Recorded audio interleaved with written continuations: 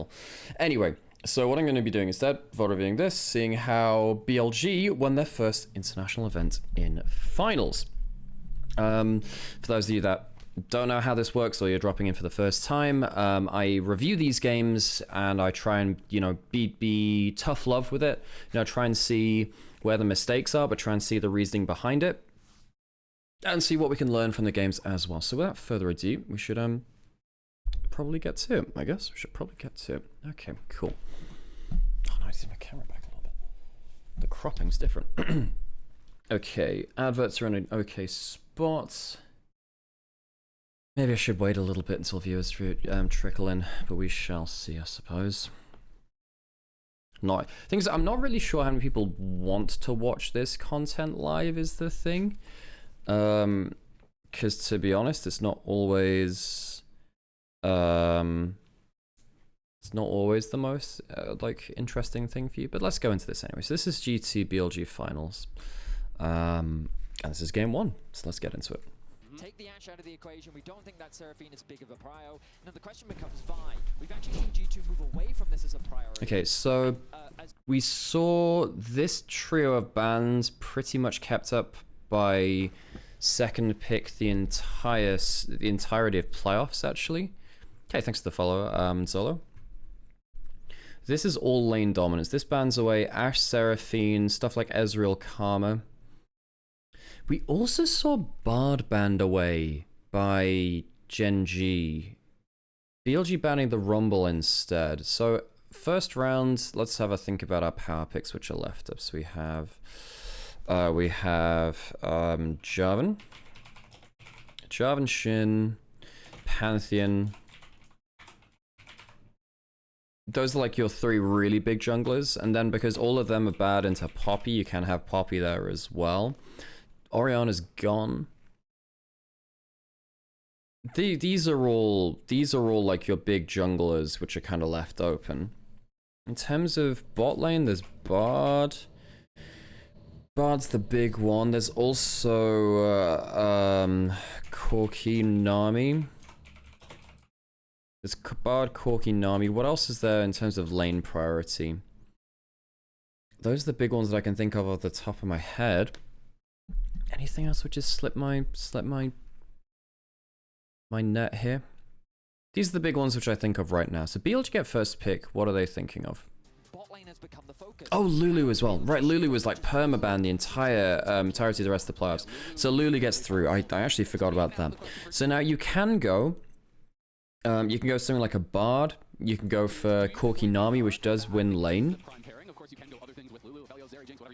But at this point, now you're worried about Yunara. Technically, you're worried about hyper carry, but really you're worried about Yunara when it's Viper. That's the lane which they've done best on. So then on the other side, G2 would be thinking about, well, I suppose they'd be thinking about you could lock away the Yunara, but you don't have the Lulu to buff it up, and they can still Aphelios. Lulu is by far the more important part of the duo. Morning Shamrock, morning Mecha, Pintalis, Brack, G, Time Lord as well. Appreciate you all sticking by in chat. So they take the Yunara, which means that the Jarvan is less valuable, but that means that you give the Jarvan as well. Now, you understand not giving, because we saw this in G2 versus GENG, you don't want to give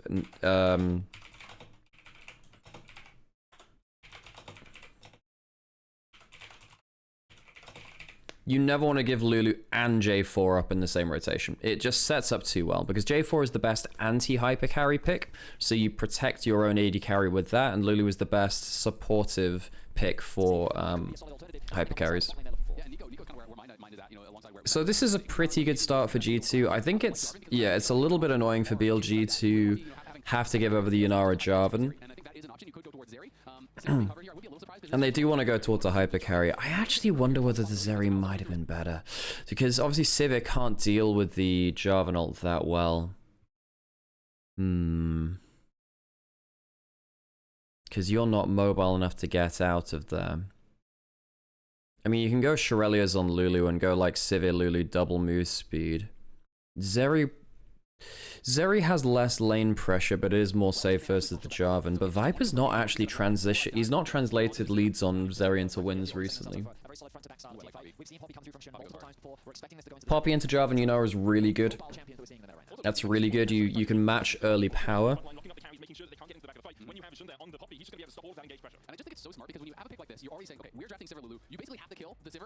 And they go for the Nami.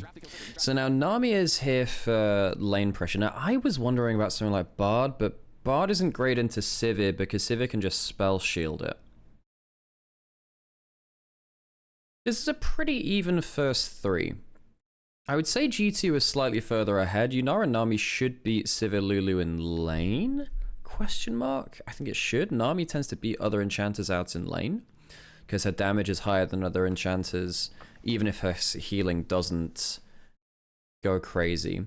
I do think Nami is an underrated hypercarry enabler for Yunara. But Nami's the worst of the hypercarry enablers is the thing. But I think this is even-ish. I would say maybe G2 slight favor, even though it's got Jarvan into Poppy.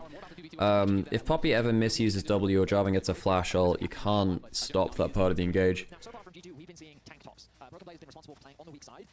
But as we'll see in this game, if Jarvan finds people isolated, oh my god, he does damage. If you're not going with Lucian, you don't... I didn't think you went mandate with Nami if you went with Lucian. Someone can correct me, but I didn't think that Nami went for mandate. Oh, and then they're banning out the so what this means now, this is just signaling Nah, right? Because you don't... This is either Nah, I suppose it could also be Gwen, but it's something like lane pressure, individual top lane. It could also be a tank as well. No, it's not about tank. No, it's not about tank. What that means is that BLG want the Nah to deny kind of tank pick from G2 if at all possible. And then G2 ban away mobile playmakers. There's still Aurora, which is the big thing in terms of mid lane matchup. You have Aurora. Is there anything else which is crazy in mid lane? Aurora's the big one, really. And I suppose... Oh, I do remember there's the Annie, because it's the first game Annie, right? But I still think that Aurora should be the pick that you think of first. There's also a chance of something like Renekton and just playing through early power. For either side, actually, and that's why the Renekton's banned away. It's definitely a Nah angle for BLG. They are hyper telegraphing that. Now, G2 could take the Nah and say, well, you know, we're taking away your obvious pick. But G2 really like counter picking for BB. They really like that. Technically, the Aurora can be flexed up into top lane. I don't think you want to play Aurora into Bin. I suppose you could. If you went for Aurora top and then you went for... Well, we'll wait until the last pick, but you're holding out for maybe, you know, Aurora plus another burst champion mid, and then you have double burst. BLG don't have a great amount of engage right now, so they're looking for engage from mid lane. That's probably why they look at the Annie and not the Akali. Do you also think BLG would have easily won against the same GENG that played against G2? I mean, if GENG prepared the way that they did against G2, the same, like, if they prepared against them the same way they did against G2, then yeah, because I think GENG were really woefully underprepared for that semifinals. Like, they were letting level 1 wards for jungle starts go completely uncontested. And stuff like that, jungle tracking, really put them behind, like really put them behind. Okay, so you lock in the Nah, that was the obvious one. Nah's pretty good against the entire field. Nah, if he gets really far ahead, can be just a huge pain in the butt. And BB, normally he'd be looking at something like the Scion. I don't think you want a Scion into this comp. I feel like Civic can spell shield you, Poppy can remove you from the front line in a lot of bad situations as well. BLG needs some engage, which is why they go for Knight on Annie here. And inherently that's not too bad. Now, G2 could flex the Aurora top lane, and then you could put something like Hui into mid lane, and there's not a great amount of disengage for the Hui. You could, or rather like engage onto them, and has enough follow-up range to make this really annoying. It's a bit janky of a comp, and you're very fragile at that point, and at that point if Annie ever flashes onto your team, you do die. And they choose not to use the Aurora into the Gnar. Instead, they use the Yorick instead. Now, most teams, well, rather, BB in their first round matchup had chosen tank into Gnar and just tried to outvalue in team fights. And he actually did an okay job at that. I don't think that was a huge issue.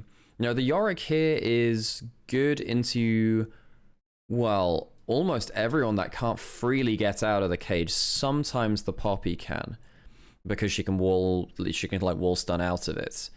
But on the whole, you have like 3 pretty good cage targets. These are all good cage targets. So this is actually not bad from the Yorick. And of course, like, this is the question mark then, right? This is the question mark. You don't always get to figure out what's I say this is under my picture, but I'll do it that way instead. You're not really sure. The Yorick versus the Gnar is actually not always winning. You can definitely win as the Gnar versus the Yorick. What else have we got? Oh yeah, because of course the other terrain thing as well. Now you have so BLG showed this before. In fact, I made a tweet about this. Double terrain scaling, right? Where you can't escape either of these two. These two together just create a massive amount of terrain, and then what that means is that you are locked in for the Narmiol. And the Narmiol then kind of bops you up again. So actually G2 have a ton of threat onto the immobile carries. What that means is that BLG cannot really afford to let, like, this guy and well, this guy in particular make big plays, particularly because if the Cataclysm comes down, the Dark Procession, Sam's highlighted this combo a couple of times, so credit to Sam, he's the one that's really been calling this out. Once the Cataclysm's down and Yorick's nearby, you put the Dark Procession in, and when the Cataclysm ends, you have to then get through the Yorick wall, and it's really, really annoying. So this is actually very good from D2 in terms of terrain scaling against BLG, because there's a bunch of people that just can't get out of terrain. They don't have ways to cross walls. And that sometimes can apply to something like a mini Gnar as well. He wants to hop defensively. This is like half the time, right? Half the time you can do that. I've just realized I have to try and type with lines. Like sometimes the Gnar can get out, but pretty, and the same kind of here, right? So this is a very good terrain draft. For those who want to see another terrain draft, obviously the obvious one would be BLG playing the Yorick and Nivea. They really like to do that. And as we were saying, the Nami also then kind of like capitalizes on that too.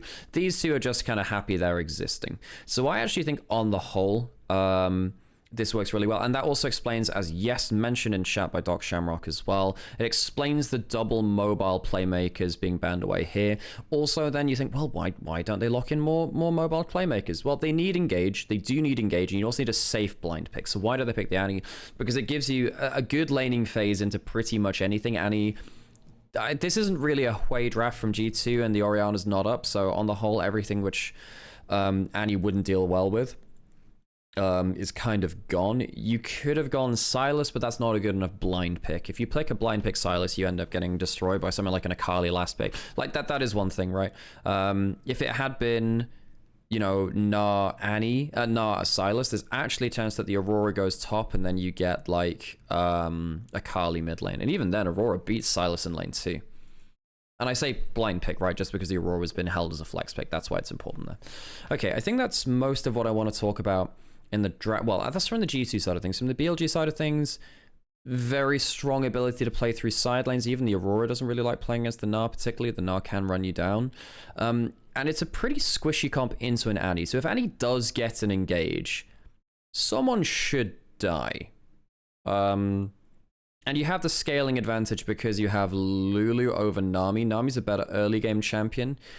She does have better CC late game, but Lulu buffs up your hyper carries. So because you have a Sivir, you expect the scaling's a bit of a weird one, right? But Sivir Lulu should typically just shred all 5 members once you hit 3 items plus whatever items you have on Lulu.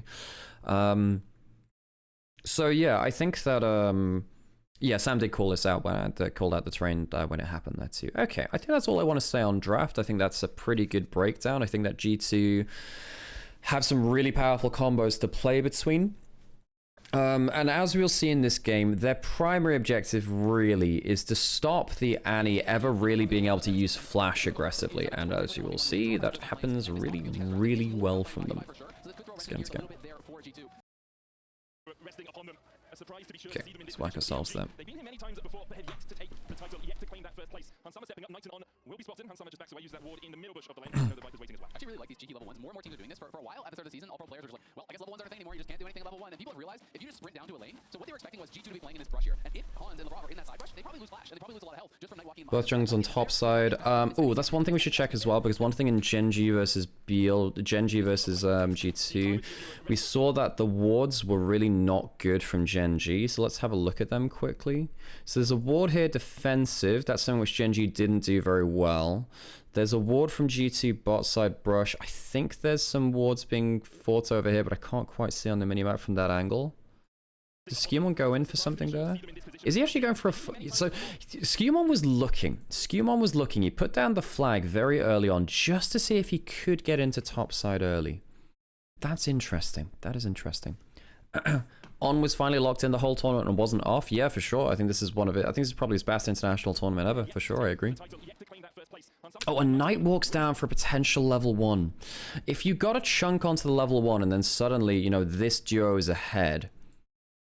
I mean, Knight doesn't care about missing too much from the level 1. The level 1 doesn't change that much in mid lane if you're not there at the first minions. Jarvan gets a ward onto Raptors. BLG, oh, this is another thing too. Because BLG see the flag go down into top jungle, they know that Jarvan has to start on top side. He can't walk across the other side of the map quick enough, so he can't do that. So they know that Jarvan, through contextual information, will be starting on top side, and it'll be loosely a top to bottom clear. There's a chance of one camp going bot side, taking 2 or 3. It's level 2 or level 3, and then level 3 rather. Off of two more camps, and then looking for something funky. But on the whole, you know it's going top to bot. Yep, Knight going for the level 1 play. That's something which he does quite a lot. He did that on LeBlanc in playoffs, regular season. He did it versus someone on while he was playing LeBlanc. Just walked top lane and ignited and chained. It was funny as heck.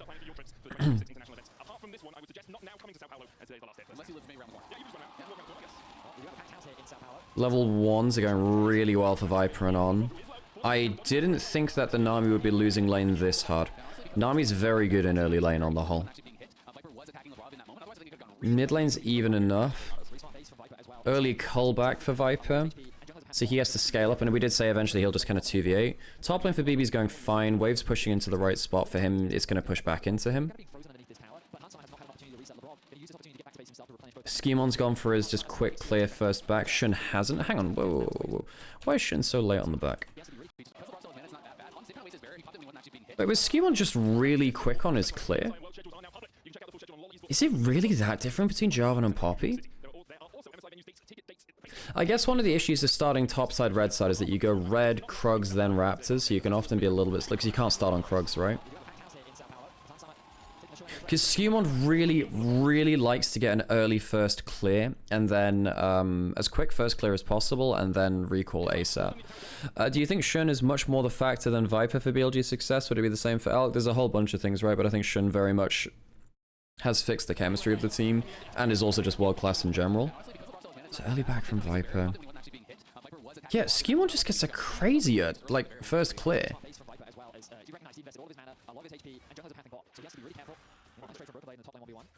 So he finishes at like 240, 243. Shun, when does Shun finish?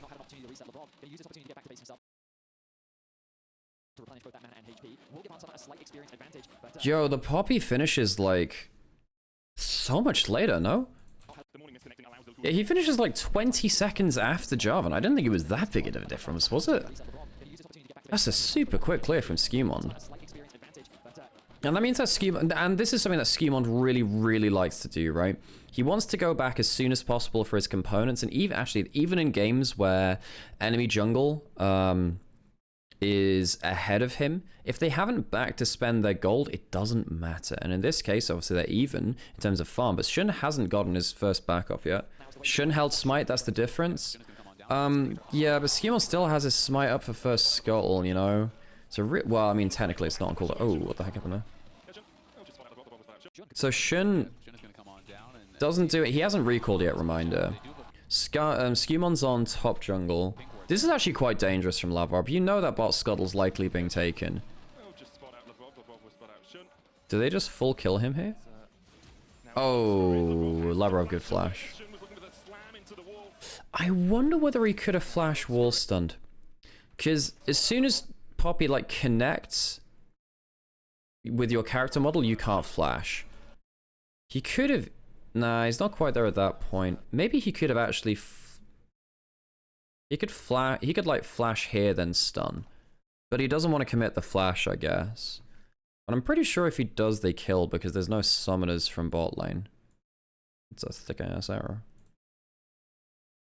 Maybe he thinks that he can just get it for free. I actually think Shun could have just flashed for the free kill. And Skimon comes mid. Reminder, On doesn't have components yet. Knight's roaming here. The recall is stopped from Shun. On comes up. Bot lane is still roaming from G2.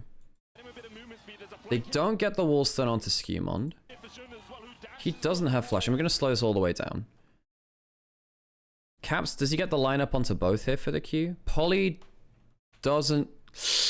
I don't think the Poly's very good here from On. I actually think it's better to give Whimsy.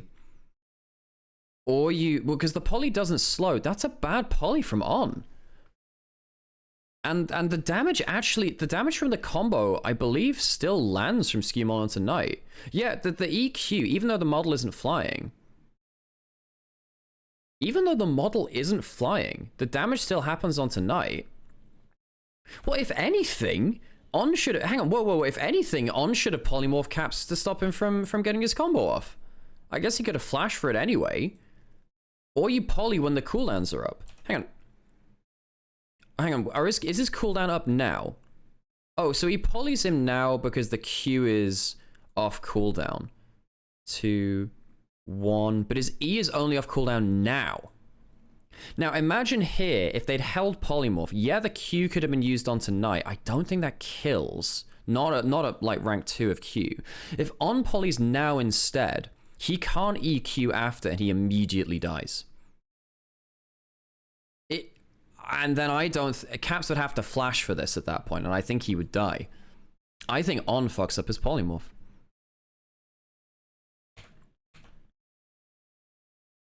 I think On fucks up his polymorph here. Because Skimon doesn't have flash. He can't get auto onto Knight. The flag is gone on the ground, so he can't go for a knockup. It'd be Q damage and nothing else.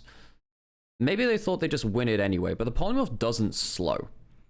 The EQ actually hits double damage. It hits damage onto On and onto Knight there. And then Lavrov gets here. It's a 2v2.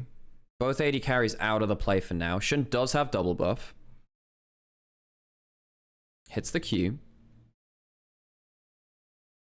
Glitterland slows. Wallstun doesn't quite hit. He goes invisible. Red buff's ticking on him. Poly... Oh my god, the Q misses. I didn't realize the Q missed there. So Shun misses the Q. On doesn't go for the follow-up auto because he thinks Caps is dead. On... Because On is already heading away. Oh my god, that's a comedy of errors. And now, and then because of that, Lavrov actually has good damage here. He gets to bounce onto both, gets double buffs, applies red buff. Viper's coming up, but it doesn't matter. So because of, okay, let's list down everything which went wrong here. On misuses poly. On uses polymorph. Shun misses E and Q.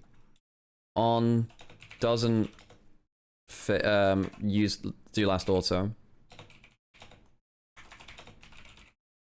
That's the three big things.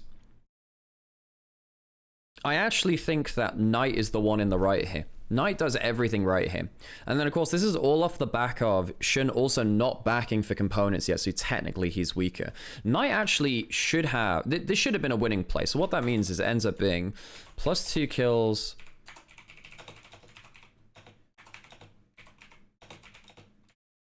This should have been a winning play for BLG. 100%. This should have been a winning play for BLG 100%. That's actually a series of big misplays from BLG. Because then suddenly, you know, what that means now is that the Aurora is in a very good spot in the game. Like, the Aurora should not be able to play out this game, but now suddenly Knight has no flash. Knight should be dumpstering this lane. But suddenly Caps has 2 extra kills. And I think that Knight actually has the rights of it.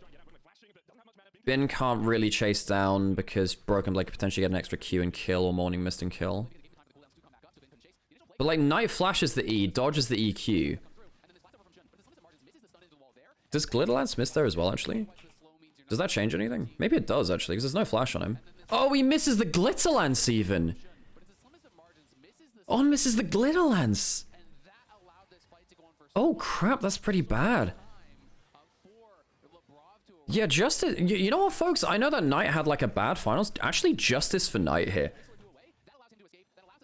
I actually don't think this. You know, on first look, I thought, well, Knight fell behind. It's unfortunate, but realistically, the rest of the game was his fault. Like, this early game play. Look, I think Shin and On had an awesome tournament, but this fight is on them. This fight is actually on them. And then suddenly that means that G2 are 1,000 gold up and Caps. Look, the Aurora is meant to be out of the game. Given that amount of gold, suddenly the game changes. Because if Aurora actually gets ahead of the game, suddenly everyone is a burst target on BLG. There's no flash on Labrov. Do they just kill? They should do. They do, but no kill participation for Annie. Goes to Viper. That's okay, giving it to the Sivir. But Knight feels really shit about roaming and not getting anything again, particularly because of that last play. What's Skewmon doing during all of this? He's taking top. He's taking top Scuttle, and he's taking red buff after, presumably. So he gets level 6 off of that. Yeah, he takes red buff and gets level 6. Shun makes the play bot lane. And I think, you know, Shun knows where his bread is buttered. Bin will survive on his own and he'll do very well. If Viper gets ahead, that's a really good win condition from BLG. Does Bin die here? Actually, can't remember. He has no flash. Does have Mega coming up, but he's going to be... yeah, he just dies here. Yeah. Cataclysm. Wait for the extra terrain. Bin dies. Okay, really good play to get a kill into Skewmon. Put Bin behind. Doesn't have teleport to recoup that play. Shun actually stops Yorick from taking plates though, I think. Shun was taking Krugs. He realizes he can't get that in time. He gets level 6 off of his top Krugs. Oh, he doesn't stop getting, like, the first plate. But BB does get the first plate, but he doesn't get to stick around for anything more. Hey, no response. Yeah, I haven't done that many VOD reviews on stream this year, but I want to get back to doing them because I think they're good content. Oh, that's a really good poly this time. Okay, so they have the level 6 to level 5 advantage. Labrov doesn't have level 5. Good Q on both ways. Hops forwards, goes poly. Wow, they actually just straight up lose that trade. Steps over the bubble. Wow, okay. I mean, that's just insane damage. Reminder that in early levels, supports actually do a bunch of damage. I need to change my video quality, by the way. It should be on 1080. There we go. I just realized that. I mean, lethal tempo gets stacked. This is actually a big thing. This is a big thing. We can talk about this. So Hans pops his ult, and he also has, you see, he has the Elixir of Wrath from Triple Tonic. So that definitely helps. I agree, G. I actually agree with that. So a big thing happens here.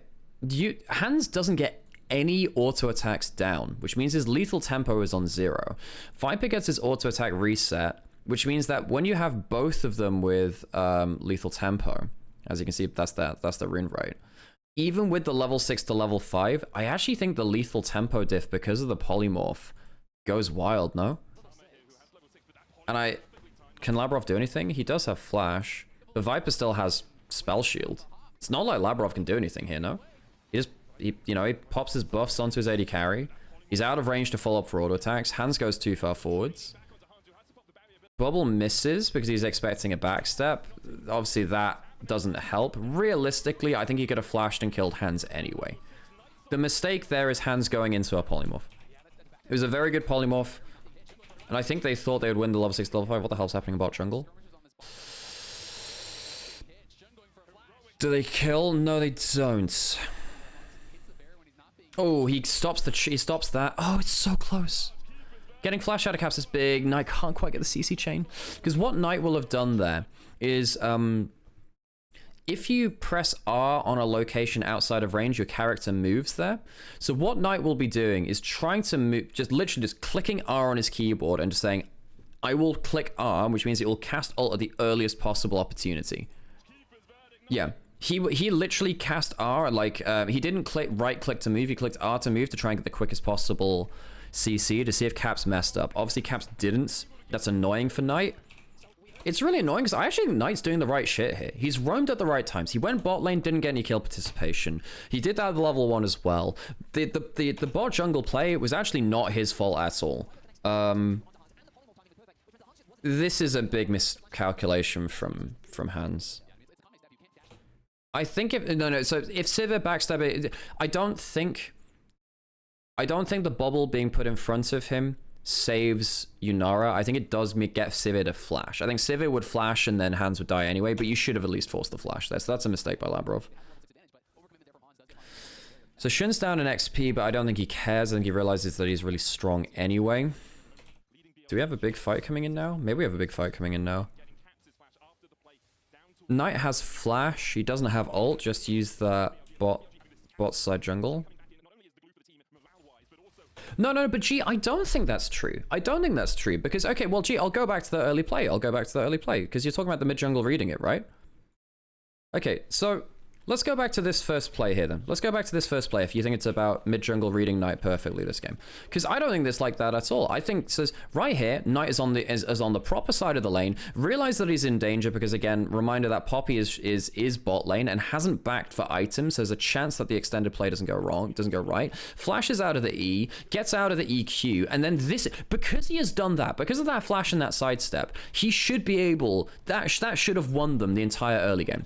Shun misses the E, On misses the Glitter Lance. He misuses the Polymorph when Skewmon wasn't looking to do damage anyway.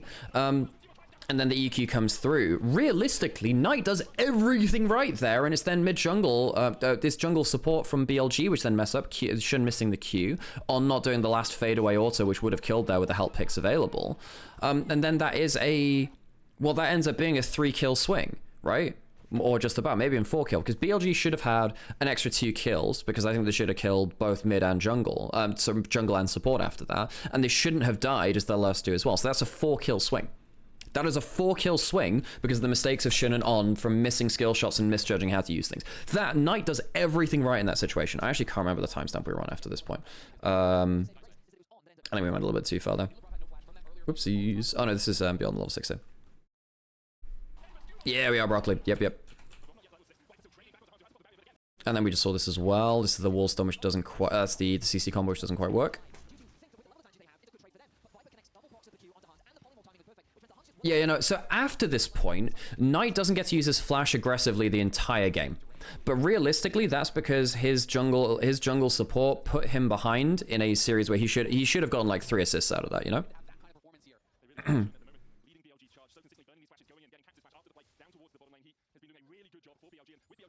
But that early game play legitimately flips the entire game. Because now Knight has flash, but like, he knows that he can't threaten to burst out anymore. So like, he just has to play on the back foot because of his, but like, what is he meant to do here? Let's have a look. How did the wave get to that point actually? Because he realizes that G2 is going into bot jungle, so he has to push out mid. He has to push out mid because BLG are at threat of being invaded. And then because he's trying to push it out, Skewmon actually leaves the bot side play. No one actually drops off. I suppose Lulu has to go back to lane. It's an overstay. It's really well played from Skewmon to go back onto Knight there. So Knight doesn't get to use his flash aggressively again. A lot of this here is going to come down to this jungle matchup. Yeah, people like to talk about Shun because BLG has talked about him as a mood maker, as a guy who is that person who can bring everyone together, keep them positive. It's actually eerily similar how... I mean, we'll see what happens in the rest of the series, but like... remember the JDG T1 series where everyone was like, oh, Knight inted, and actually went and reviewed it, and it's like, well, actually he did the best he could. This game is giving me similar vibes to that. Where I'm like, actually, what else could he have done in this scenario? I guess that one was an overpush in mid, but as we said, he really wanted to push that out just in case G2 had the chance to, like, you don't want to let, oh no, he just dies for free, doesn't he? Why does he die here? Why does he die here?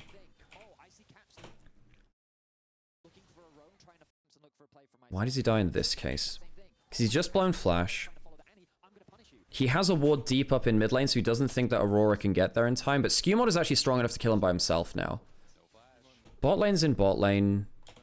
Caps gets over there real quick. Knight's just dead here. There's nothing you can do. He's just dead.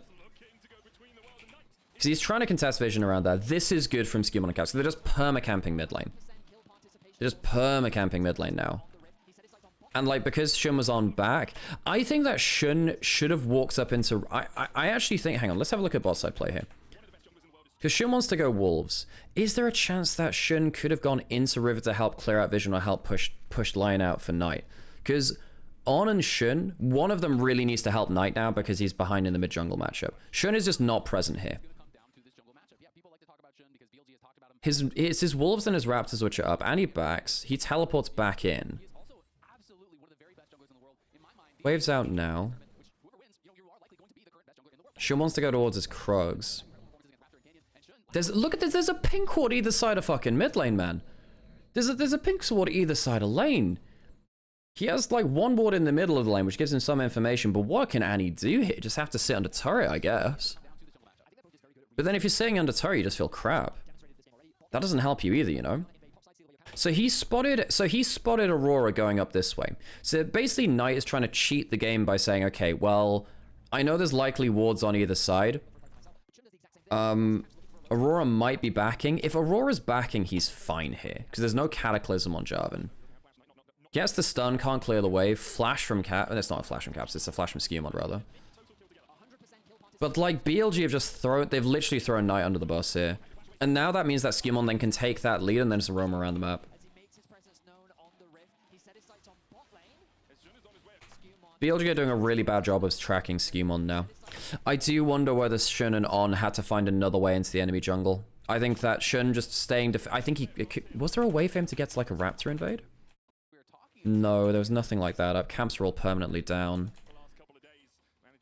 What could he do from this point? Because the flash gets blown here. What can they do from this point? Teleports in. Should Knight have just stayed put? Yeah, I guess Knight. I think Knight just had to stay put. Actually, I think this one is him. He needed to stay put. Now, if you can get that vision control down, obviously it's a big win. But that's disrespectful from Knight. Like, the first 10 minutes of the game, I don't think were his fault. This one here, I think, is him getting a little impatient and trying to... If anything, it's actually worth him just staying and killing the ward, because he's going to die anyway. Oh my god. But really, BLG's jungle support actually threw this early game. It's actually on them, it's not on Knight. And then this dive happens. Okay. Let's focus on this dive. Do you think Hans should have gone crazy on this play after shoving the wave in, since he has flash and ult? We shall see. He doesn't have that much mana. Does that matter? Flash away. Wave's not into tower, so he can't tank tower aggro. If he tanks tower aggro, he still dies. Oh, he should definitely flash in, no? Wait, actually, let's have a look. Let's have a think. He should kill on here. Spell shield's down. Hans should be able to kill... Does he kill 2? Well, Viper has barrier, he has barrier 2. Oh, Shin's got Sundered Sky. I actually think he dies if he does that.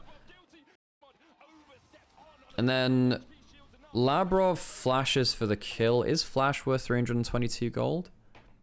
Terrible ult by Labrov. What else can he do here? Because this is not very good terrain for a Nami ult. So he doesn't quite get the bubble. Gets the W. He forces on back towards Hans that way. What could he have done differently with the ult there? Could he have held it? Well, if he's trying to force Viper back.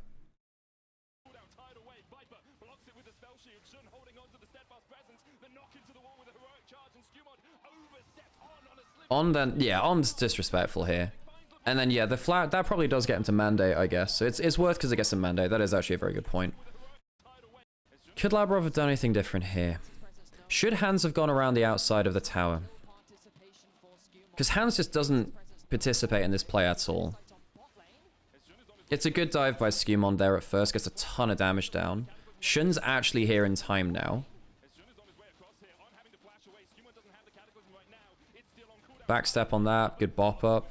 He basically just can't play this fight now. Very good play from Shun.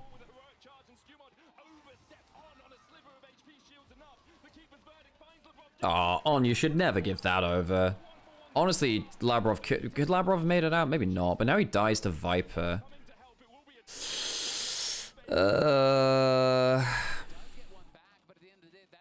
Hans fries them if he goes in here. No, I don't think he does. I don't think. Just look at the components. Like he's on boots and double longswords. Shun's on a Sundered Sky.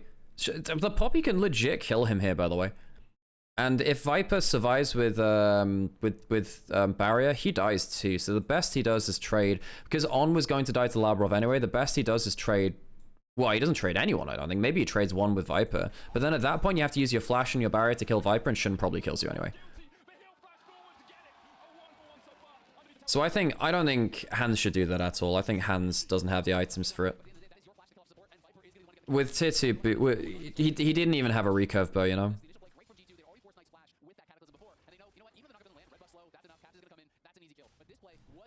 I think he should have R'd the Lulu. I think he tried to. It's just long range. Like, this is the problem with Nami ult in this tidal wave. Like, there is no choke point. Like, okay, where do you throw the ult here? Because even if you throw it here, it doesn't matter. Because Shun will get to Skumon in time. He can't follow up for the extra damage. I think what Labrov is trying to do is ult this way and force them both this direction into Hans, so Hans might be able to kill them. But like, you can't do shit with this ult there. He will just be able to walk out of it from that distance. No, in the knockup of J4, he tries to do that with the Q. The Q's slightly quick. The Q's quicker. The Q is quicker than the ult from that range. The ult literally would be slower and it would be more likely to miss. It's just a shame that Labrov is just slightly out of range, because that should have been a free hit onto Lulu. And Lulu still has... Wait, Lulu still has wild growth. Wait a second. On still has wild growth and he doesn't cast it, by the way. He chooses not to use his ult. I guess because he wants the cooldown still, but couldn't... Oh wait, no. He's on Shun. He's on Shun, my bad. He uses it there. If he just uses it onto himself, man. You should precast the R. Should you precast the R, though? Yeah, maybe if you precast the R, it's a very good... Yeah, you should precast the R, actually. That's a fair play. You should precast the R. Yeah, that's a good... Now, that's a good point. I think you can precast the R here.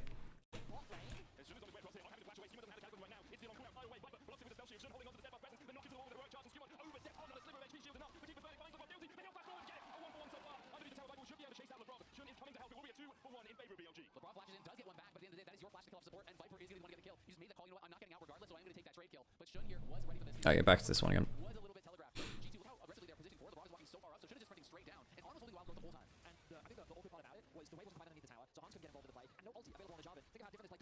Labrov gets Mande off of that. Labrov's in a very strong point now with Mande, in fairness. BLG, where it was Knight who was running the show in mid lane, and this time Captain Skumon really working well together, putting Captain in an incredible spot. Aurora is one of these champions that can snowball absolutely. Yeah, I don't think that Shun and On have played well towards Knight at all this game, and then Caps gets to go bot lane. Oh man. And then, so like, hang on, the first time that Shun actually goes, wait, Caps, hang on, they spot, whoa, Caps does something mad here, by the way. Because he's spotted going topside here. Wait, is he spotted? He should be spotted. They knew he was topside, right? So Shun and Knight are trying to play around Caps, and then Caps immediately... That's a great teleport bot. That's a great TP bot. Although Hans once again walks up into 1v2 and nearly dies for this. Does Viper die? Ooh, very good flash away. And then Caps misses his ult. Caps should have led with his ult. If Caps leads with it... I think that Caps thinks that he can kill without ult. He should lead with ult. No, never E there, because it gives you... Because then the E then can, like, flips back this way, right? If you lead with it... This is why so many Auroras lead with ult. And then that means that he's actually out... Oh, that's a really good flash by Viper. Not a good ult by Caps. And so he uses his ult for free. Labrov uses the ult... one, to try and catch on, but then also for the move speed onto Caps. He's so close to killing, man. Wait, hang on, whoa. If Shun goes down instead of over the Dragon Pit, doesn't he catch them? If he goes down, doesn't Shun catch someone? Doesn't he catch Hands and kill him? There's no barrier or heal. I think if he goes behind bot lane, he just straight up kills Hands, by the way. Especially with Knight on the roam. Or at least kills Labrov. I think he kills one of them, no? I actually think he kills there with the ult damage too. I'm pretty sure that Shun kills someone there. I think that's a mistake by Shun there, no? And if it goes long, doesn't Knight make it to the play? Very, very good flash from Viper. Understanding that if he flashes the combo, then Caps is out of range and will have to use ult. That's not well done by Caps there, actually. A very good TP, but actually the combo itself was a bit messy mechanically. He should have led with ult. Another really bad Namiar hit? No, I actually think the Namiar is okay given the scenario, because he thinks that Caps should one-shot with his combo, and he's very close to doing so. Because he does it for the movement speed, if nothing. Wait. Oh, he realizes if he gets hit by a second part. Wait, if he realizes if he gets hit by another auto attack, he dies there actually, so he has to backstab. He uses the ult for move speed for Caps, because that allows him to catch up for the max range of his combo. The only reason he gets that Q in range is because of the tidal wave. I actually don't think that's a bad Namiar. I think that's actually fine. And then, like I said, I think actually Shun can go bot lane and kill one person, and then at least, especially with flash and ult, he should be able to kill one person. Especially with Lulu there as well, and Knight on the roam. Skewmon gets free time topside. Very well play from Viper though. Should have used E on Caps and uses the R. I don't think that changed anything when he uses the R, no, because the R misses. I think you already used the E onto Yunara, right? So Hands is not in a good spot. If you guys keep your eyes on the minimap at home, you'll notice Knight permanently moves into fog of war. It is just that threat of, I'm threatening a bot lane roam, I have that possibility, the bot lane has to respect it because my jungle is on the other side of the map. But now that Skewmon is packing towards bot and potentially covered, he's now being spotted out of the position. So there's this huge fight over information on the bot side of the map to enable for both teams to look for plays in that area. Dragon in 2 minutes, BLG have the first one. We're getting to the point where just like random fights can explode out of nowhere. Knight actually does have flash to use aggressively again. He's looking for a big play if possible. And reminder, he's not actually managed to... Didn't the entire ult miss? So, Nami passive is when you hit an ally with an ability, they get move speed. That also applies to people walking through your ultimate. So he uses the Nami ultimate for move speed onto Caps, which allows them to catch up and catch Viper with another regular combo, which was only survived due to on shield coming off a cooldown. Your ult, yes, he did miss the entire ult. Yes, he did. Yeah. Missed the entire ult. Yep, we were just talking about that. Yep. Any chance GENG mental boom in the LCK regular season? I mean, I think they're very good in LCK regular season. I don't think they'll ever get to them. I think regular season, they're just so comfortable. I don't think it'll happen, though. Oh, Skewmon has so much damage, man. Because one of the other things that Shin has kind of been, like, permanently trying to, No worries. Skewmon does so much damage. One of the big things about this game, and I noted this live as well, is that when you get really fed on this duo, which look, realistically, they should not be getting ahead of this duo, and they should not have gotten ahead of this duo as well, if it weren't for Shun and On's mechanical misplay in the early 3v3. If that didn't happen, then this duo feels a lot more toothless, but now actually this two popping out of nowhere can literally kill anyone on the enemy team. They have so much damage they can kill anyone. Could you just stop reviewing the game? I want to pretend we won first stand. I'm so sorry. Do you think this international performance in G2 is replicable? I think it is. Yeah, I think they've shown some... I think Skewmon is legitimately top 2 jungler in the world, perhaps the best. Oh, this is a huge fight, no? Knight is... Hang on, so what's happening here? So Waves... So Knight's teleporting to top side to push out top wave. BLG really want to fight this. They don't have a better teleport ward for Knight. Knight really wants to get on top side and go for the flank angle. On... Not sure about that one, On. He wants to contest vision in that brush. Why is he the one walking... He wants to put that ward down there. But then as soon as he gets hit by the Slurkle, it's just... doom. Ooh. On greets for the ward. Yeah, on greets for the ward. legitimately, folks, I'm actually walking away from this early game and saying that the biggest people who, like, had the worst early game were actually Shun and On, despite the fact that initially on first watch, I thought that Shun had the best game. This literally comes from but, like, why would you do this now? Like, guys, Knight is literally about to walk down from top lane.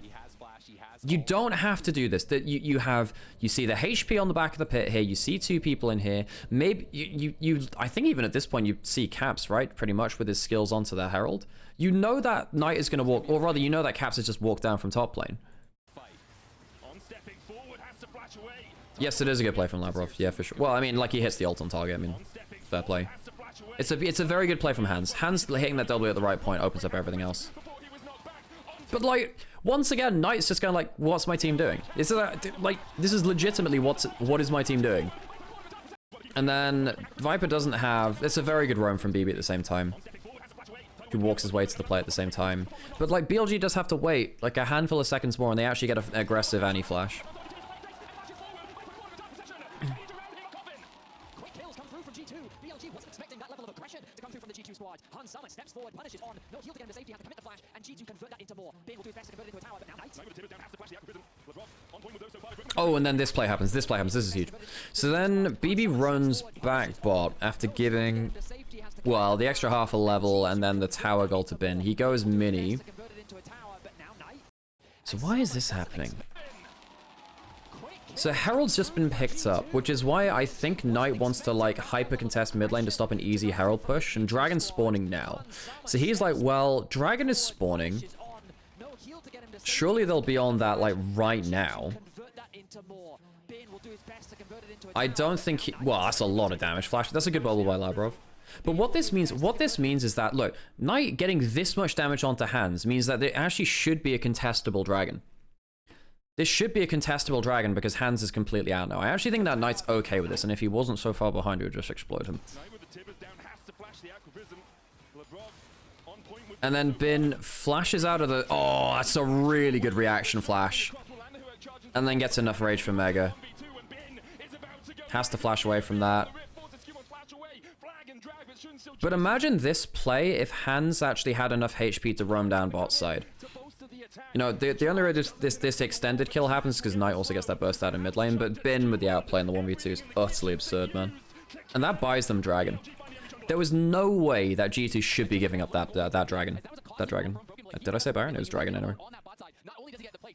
Knight losing another flash, though. No worries, Pentilus. No worries. But, like, On greeting for that ward legit throws the entire setup. I get why you want it, but you can't do that there. Everything else falls apart from it. It's a very good collapse from G2. And then Bin does a really good job to just kind of, like, buy a little bit of space. That's really good. I mean, does it matter if he gets... He still gets hit by the EQ damage, right? Hang on, let me just check. Oops. I think he still gets hit by... Yeah, he actually does get hit by both bits of that. He just doesn't get hit by the CC. I mean, in fairness, the CC, if he got hit by the CC, he would have died anyway. Fair play.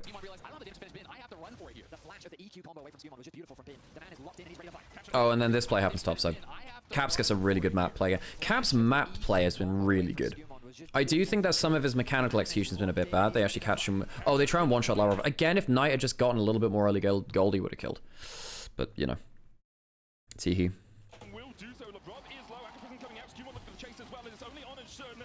And then he gets there first.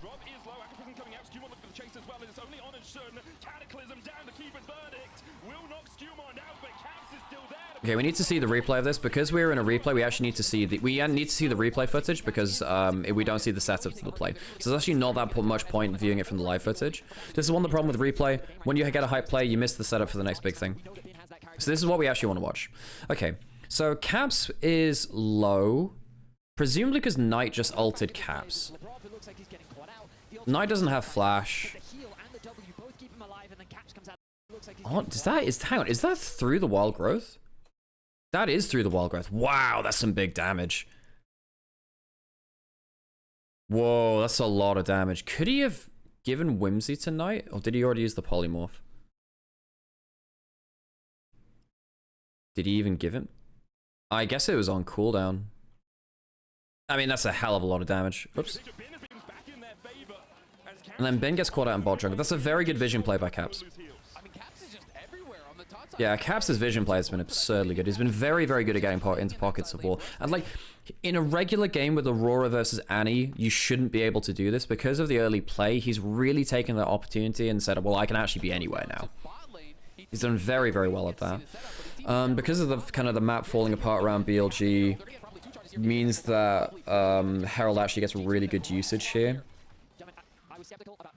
Just look G2 just crushing everywhere on the map. They've managed to get all out of turrets down now on this push. BLG do have double dragons. Does Chemtech Soul matter that much? It does a bit, actually, especially with Lulu keeping people alive under half HP.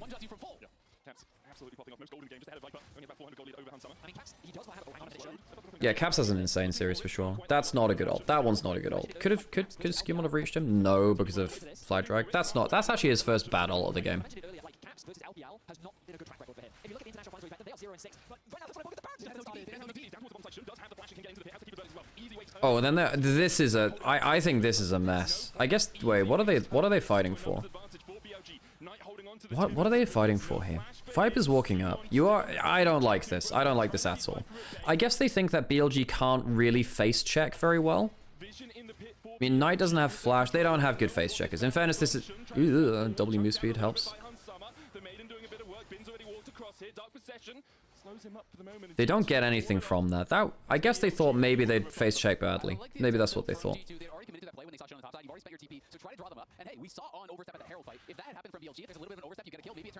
That's a scary Sivir now. Oh, this is... Yeah, and they have Shirelia's on it. No, they don't have... Oh, hang on. This is really close from on. Because he goes for a flash polymorph, but he gets the ult through. Now, if this ult doesn't happen now, this is pretty much barren. On almost makes a game-saving flash poly. Because he can still get through the ult wall with poly. And that's actually a flash, and that's a flash and an ult for just an ult. That's a really good play from Caps. Very good reaction. If that hits, On literally saves the game there. By the way, I can't think of another player that would do that from the LPL. That's a clutch play. And they've just used the... Oh, Knight actually... Does he even die here? I think... Ooh, it was close as heck, actually. It's another flash down from Knight. I don't think Knight is playing around Fog of War very well. I don't think he's playing around Fog of War very well.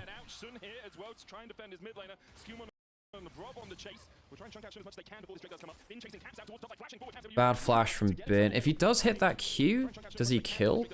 I think it's only flash for flash, actually.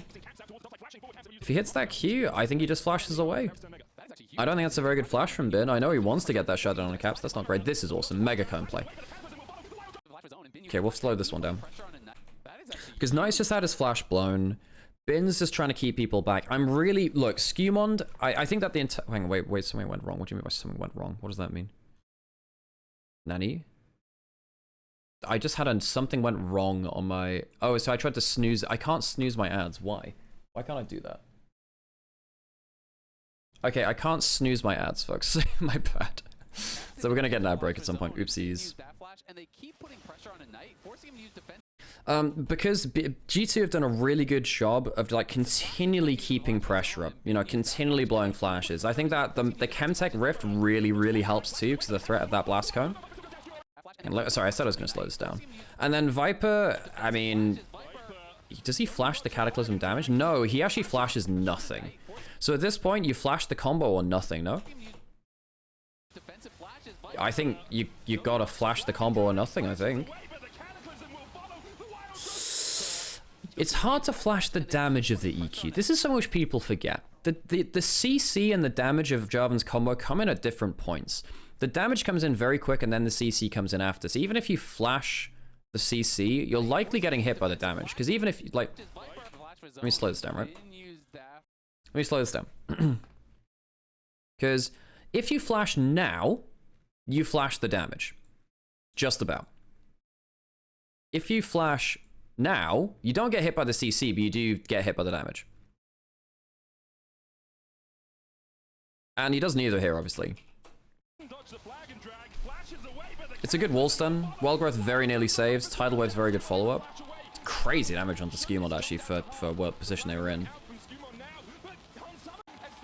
Handsome very nearly just dies for free hit. Oh, that's a mistake, Hans. I mean, he gets Mikhail's, he very nearly explodes. And that's going to be Dragon now, too. Very good play from him. Scumon's had an incredible play. Yeah, incredible game. Oh, sorry for the outbreak, folks. We'll be back in a bit. Oh, the 2017. Is that the Twitch where he went forwards and died?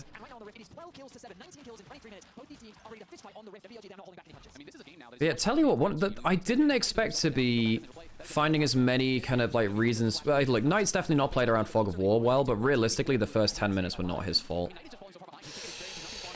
And then I think G2 have just continually made plays. I think it's really hard to play this style, where you're just continually finding opportunities, but Scumond is so good that he can do that. And this is why, look, guys, you can't do this with Mundo. You can't do this with Mundo. Like, Vega V2 was arguing with me on Twitter. You can't do this shit with Mundo, you know?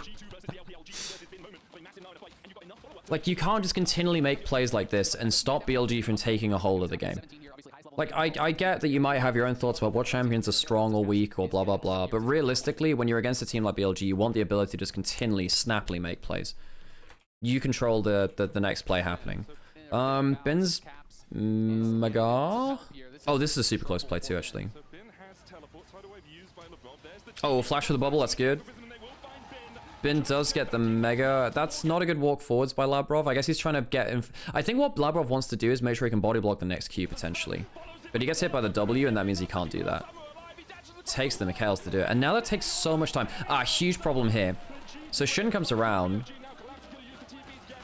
And Viper takes a wrong path and gets... If Viper doesn't get hit by Scumond here, the game is actually over again, because it's Baron for free. On gets hit by a... Oh, fucking hell, man. And then Knight doesn't have teleport. That's a very good cage. It's a very, very good play from BB to just immediately lock down the Annie. The Annie can't do shit there. And... Let's go back to the start of the play. Let's go back to the start of the play. Tidal Wave is not good. Tidal Wave is not good at all. And in fact, there's no reason for you to cast that. Because the Tidal Wave's been used, it gives BLG an extra opening in the next fight. Okay, that's like his second bad Nami R of the game. I think his other ones were actually good. That one was bad. His Mikhail's was good and his bubble was good. And then right here... Oh, it's just such a good angle from Scumond. The fact that he finds Viper there is absurd. Like, that's just game-changing. Because Viper can't survive that, you know? Shun gets a good play onto hands, but, like, again, you can't do this shit with Mundo, you know? You can't do this with Mundo. I mean, Scumond's having an incredible game on the Jarvan, man. And his ability to find freak picks like that has really changed the way that G2 play the game. He's very, very good at doing this. And it catches out even the best, like, LPL players, you know?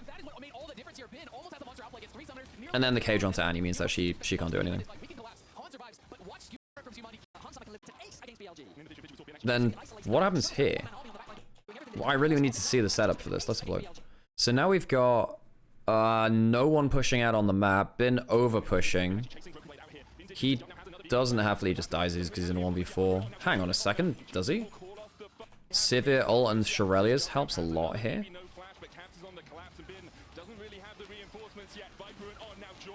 Survives, just about. Sivir, Shurelia's definitely helps.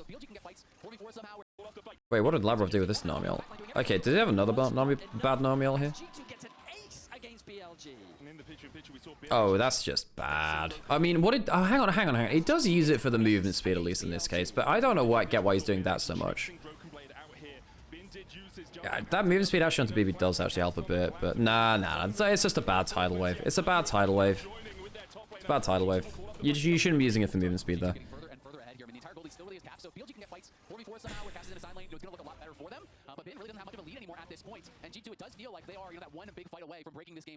I mean, you do have 3 items on Sivir. You have a Sivir Lulu who's insanely strong, but the problem is that the burst combo from G2 is so strong on the other side that I don't think that the Sivir Lulu gets to do this for free.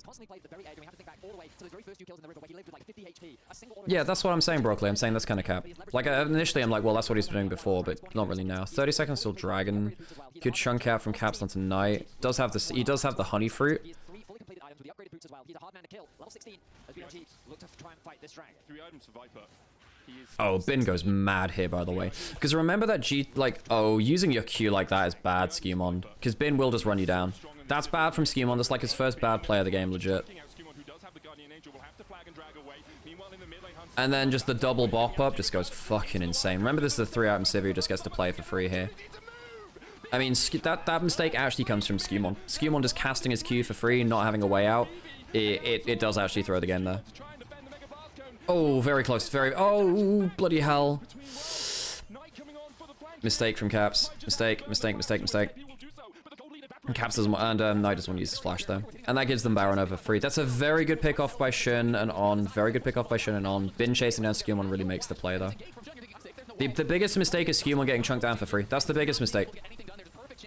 I think Bin's impact in the fight, as you highlighted, was just so monstrous. He did not stop clicking forward. He was just setting his sights on any opponent that was in front of him. Auto, doing so much damage with the damage build that he's gone for. That mini-narc can run down anyone with a Baron. BLG, save the G2, we're not down out just yet. So that means that gold is even. You can start controlling the map, getting vision control back now. And now if you can stop Jarvan from just permanently making plays, maybe you actually have to save your flashes for a big fight now. Because Jarvan's has permanently been forcing flashes the entire game. Pushing and everything, Yorick pushing up towards top lane inner. G2 would love to find a big fight to stop the Baron push, but I think you can into Lulu Poppy. BB's kind of homeless this game. Well, I mean, he's just used to land good terrain on someone. Oh my god, that's big damage. Now, initially I thought this actually doesn't change that much. So Caps uses, he does get a 2-man combo onto both. Oh, the move speed onto Viper means he doesn't get hit by the ults. Caps uses everything. That's a bad tidal wave.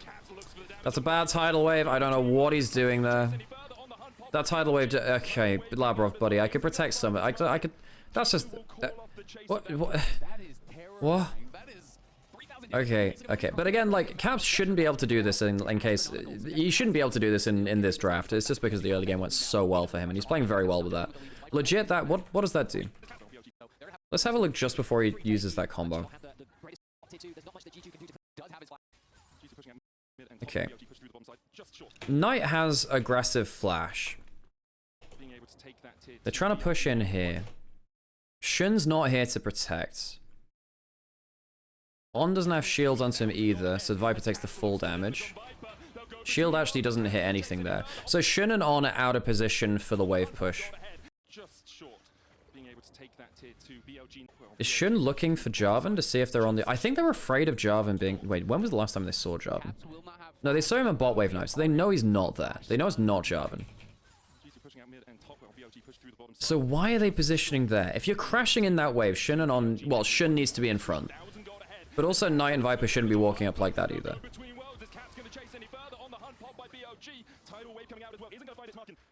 Well, I didn't think Xerath... I didn't think that Labrov had a good finals mecha, in fairness.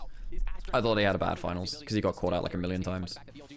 Okay, so that's, again, I think that's actually it's a joint positioning error between, like, Knight, Viper, and then also Shun On, because they needed to have the Poppy in front. Yes, the Yagao speech, never have your carries stood on top of each other. Very true, very true. Good point. They still get to push in, though, and because Aurora ult was, like, used initially... Well, obviously it's back off cooldown now, but... They still get themselves double inner turrets. That's still a good Baron push. They're still ahead in gold. Nar just has 1,000,000 gold. Knight has aggressive flash, really wants to use it. G2 really want to blow that anti-flash, because then if there's a big anti-flash engaging, then I do think that G2 die. Is still very much real, but they have to respect that. The vision coverage, as I was mentioning earlier, from BLG is so oppressive. G2's every move is being watched. One of the real difficult things here at 4G2 is how do you get value out of the Yorick at this point, right? You know, Hans, he's down in gold, but you're always okay. On the Yorick, you're down essentially an entire item. You're not a good team fighter. You don't win side lanes. And you're Viper's heading towards GA. Hans is quite far, very far behind, actually. I think the job of Broken Blade becomes pretty complex at this point, just because he didn't get that 1v1 advantage he wants, and Yorick is not a great team fighter. He's just ripping up the team right now and pushes through that bottom side. Hans still short of the armor reduction. I don't think it's that good because they don't crack the base. That's the thing they really wanted with this Baron. It's very hard to crack the base though. With like, okay, put it this way, right? If you're like if you're in this position, right? You have some vision. You've got like this, and then what else have you got? You've got like one on the minimap here. I don't think you can actually very easily break the base when you have like Flash, Cataclysm, and you have Aurora and Nami Tidal Wave up. I think that actually BLG have to play it slow. I still think it's a good Baron. Caps' ult stops BLG from like full sending it. Because what BLG were looking to do was try and land a Flash Annie engage before the next big play from G2 comes in. Caps very nearly breaks the Baron push but doesn't quite manage to do it. It's still a good Baron push, I think. I don't think it's not definitely not the top Baron push they could have looked for, but it's not bad. You know, they go from like a couple of K behind to a couple of K ahead. That's pretty good, I think. And they don't lose anyone on the engage. And they manage to retain their flashes. That's actually a big thing. They manage to retain their flashes for the next few minutes, and it allows them to just like keep their summoners in a good spot. Because G2 have really been playing summoner economy very well, which is typically a very LPL thing to do. Summoner economy, where you're just fighting for flashes and you're fighting for ults. Obviously, late game, ults are less valuable because they're so low cooldown. It's potentially a very big fight. But the flashes are big. Dragon's up in less than a minute. Caps on one side. Skewmon... Oh my god, Ricochet's do mad damage, by the way. Look at the Ricochet damage, man. Whoa, whoa, whoa, whoa, whoa. Just like random Ricochets that's going everywhere, man. Holy moly. Yeah, Sivir.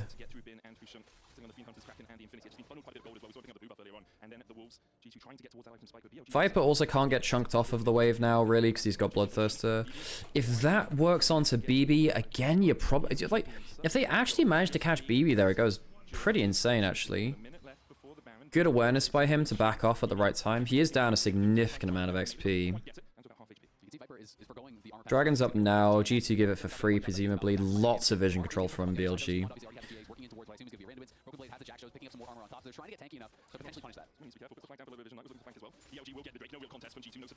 Skillmon with Flash and GA can't really kill him there. Yeah, I mean, that last teamfight just completely changed the momentum of the game, right? BLG established how effective their teamfighting really is, and G2 are now kind of fishing, they're buying time, waiting to get a couple more items. With the LDR finished, Hans going to have access to a lot more damage, but G2 doing their best to get some semblance of vision onto the top side of the rift. You can see the entire bot side is littered in favor of BLG, but that top side around Baron is still an area of opportunity for G2. Exactly, and that's what they're trying to find, because the Baron is about to spawn. Caps Oh, good angle by Caps. Exactly, and that's what they're So this is what I was saying, like BLG really don't want to let vision control go down, but then it's really hard to get through Bloodthirster plus everything else from Lulu. Teleport from Nah, can he run it? Shin's taking a bit more damage than you'd like now. Humon's got a good angle. Wave's not bad. Oh, I think that G2 were really afraid that Annie was getting a teleport angle, because Annie just pushed out top wave. You can see that there. Annie just pushed out top wave, and they has teleport and flash. Like if there was a random ward that they had them on teleport, and they know that Bin was teleporting as well. I think they do anyway. Do they know? No, they don't actually know, but they know that they actually might be in a bit of danger. As soon as the Sivir ults popped, I think they're afraid of a teleport. So that's actually pretty good mind games from BLG, knowing that actually Sivir Lulu can kind of just kill. Does Skewmon die here? You might have to blow Flash. Blowing Skewmon Flash is actually pretty big. Ooh, very, very close. Very, very close. Oh, Bin. Oh, and then Shin doesn't connect with the ult. Could he hit him with the ult? No, he wouldn't have been able to flash ult that. Good Dark Procession to make sure that no one could walk through there. So it's flash for flash, but it's worse for Skewmon to lose it because he needs to flash ult through Poppy W potentially. BLG doing a good job of actually playing around vision control now, making sure that Skewmon isn't the one blowing their flashes. I do wonder whether there's a place for Knight to get that aggressive flash in finally.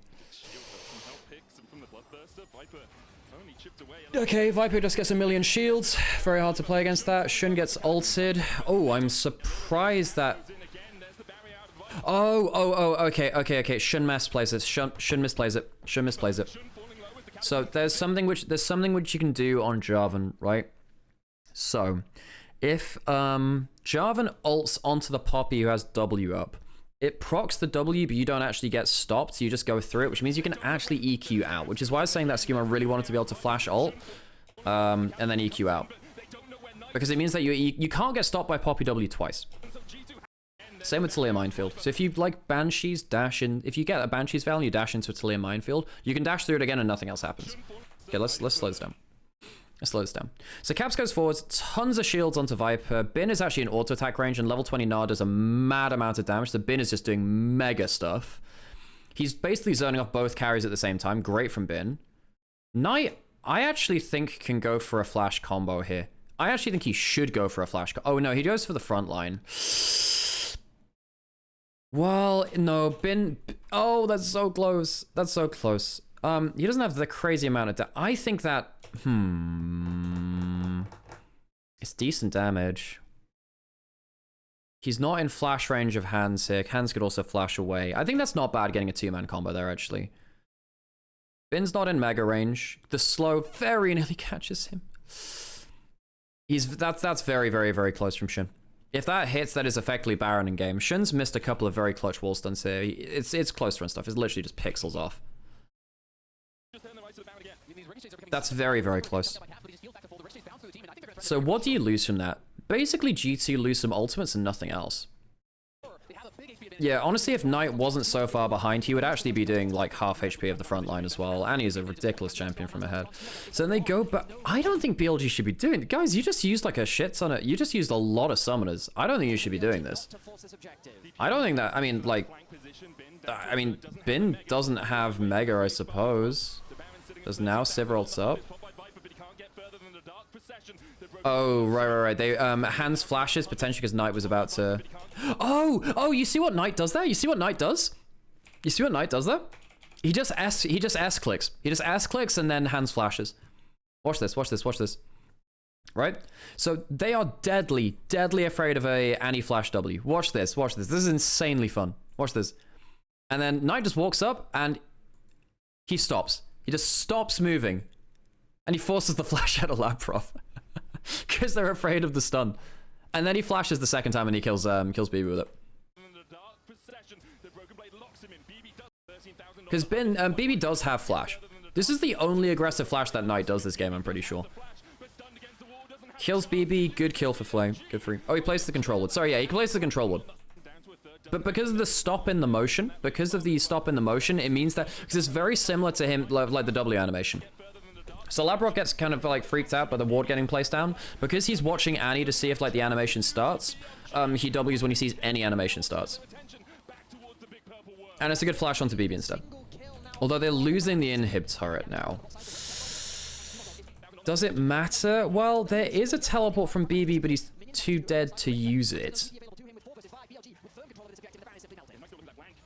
This is a mess. Knight doesn't have flash. No, you can't be doing... And Knight just revealed himself on the ward. You literally see that ward. You have it pinged out.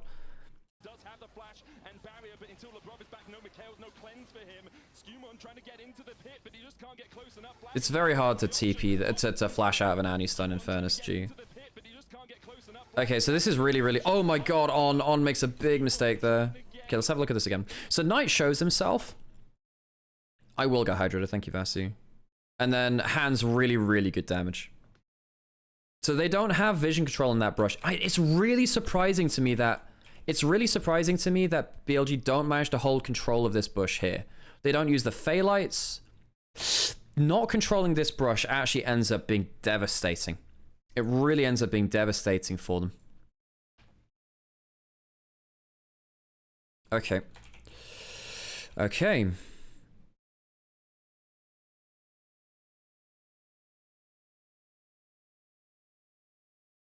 And then everything goes wild after. Sorry, I just slows down. Okay, let me watch this again. So they don't use the Phallites. Do they have any wards left? I don't think they have any wards left, do they? That's why they don't have any wards left. There's nothing left on there's nothing left on On's item.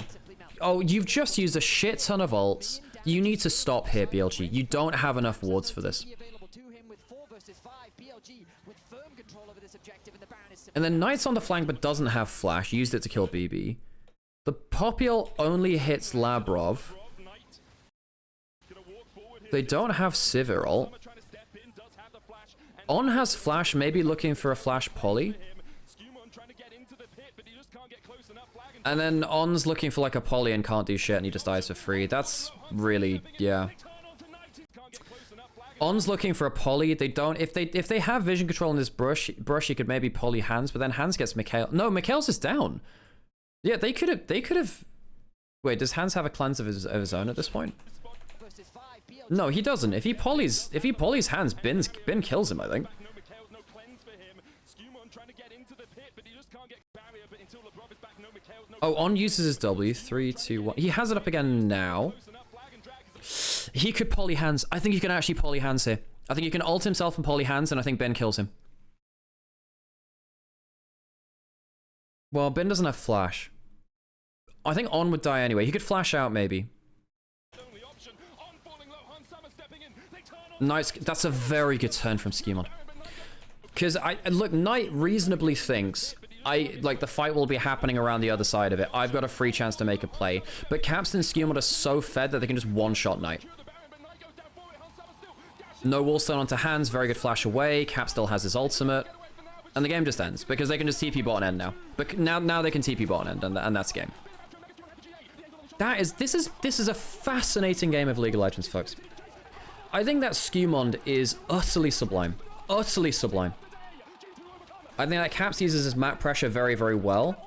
But, like, you can see all of these, like, micro errors from BLG, particularly Shun and On, actually, although Knight does push beyond his safe bounds as well. But I actually think the worst players from BLG in this game were actually Shun and On, which I did, well, but that engage in mid lane was really, really good. But you can see some of those micro errors, right? Which is crazy. I wouldn't have thought that when I was seeing it live.